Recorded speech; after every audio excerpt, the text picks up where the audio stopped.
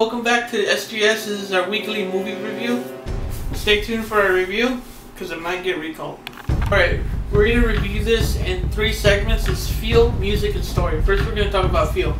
And the movie itself, it felt like what they were trying to give. It was trying to give a futuristic, grungy feel. Almost like Blade Runner.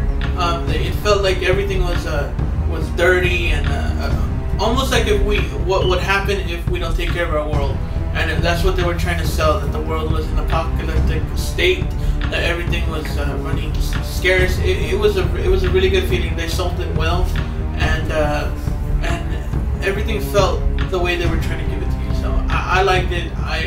They sold it to me, and it was a legitimate feel in my opinion. For music, I'm a little bit biased when it comes to music because composer-wise, my favorite composer is Hans Zimmer, and Jeremy Goldsmith did a great job in this one. And it's always a bad thing when you're compared to Hans Zimmer, because Hans Zimmer is one of the best composers of all time, in my opinion at least, because he's been in so many movies. But Goldsmith did a great job in terms of suspense and in terms of selling the futuristic environment. Everything felt everything felt suspenseful when it needed to be feeling suspenseful. Everything felt mind-bending when everything needed to feel mind-bending, like a mindfuck. Everything felt the way it was supposed to at a certain time. And overall, it was a really good score for it not being Hans Zimmer. So that's just my opinion. Take that with a grain of salt when it comes to music, because like I said, my favorite is Hans Zimmer, but he did a great job.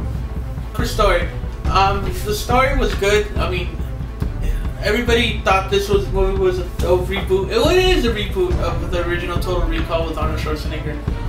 But the only thing it has in common with the original Total Recall is that it's basically named Total Recall, and they use a machine that recalls your memories that they never use. That's all it has in common with the original movie.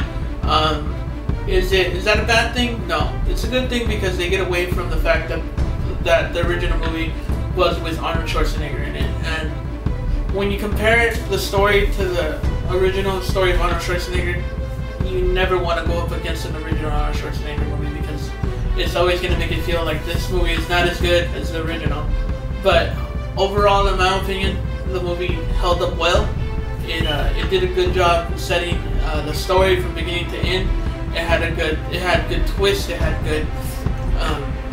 good everything, in my opinion, and story-wise. So, was it good? Was it awesome? Was it great?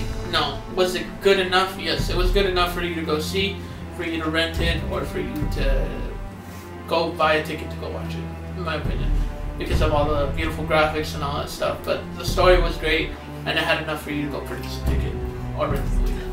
Score of the movie. The score, in my opinion, was a solid 8. Like I said, it couldn't be a 9. It could have been a 9 if the original movie didn't exist.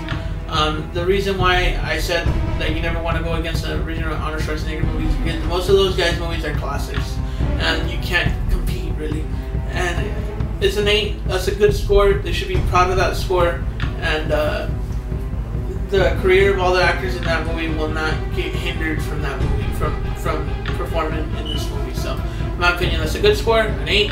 And thank you for joining us today for SGS movie reviews. And make sure to subscribe and like all that good stuff, and comment as well. And check out our other channels on 2.5 Gamers.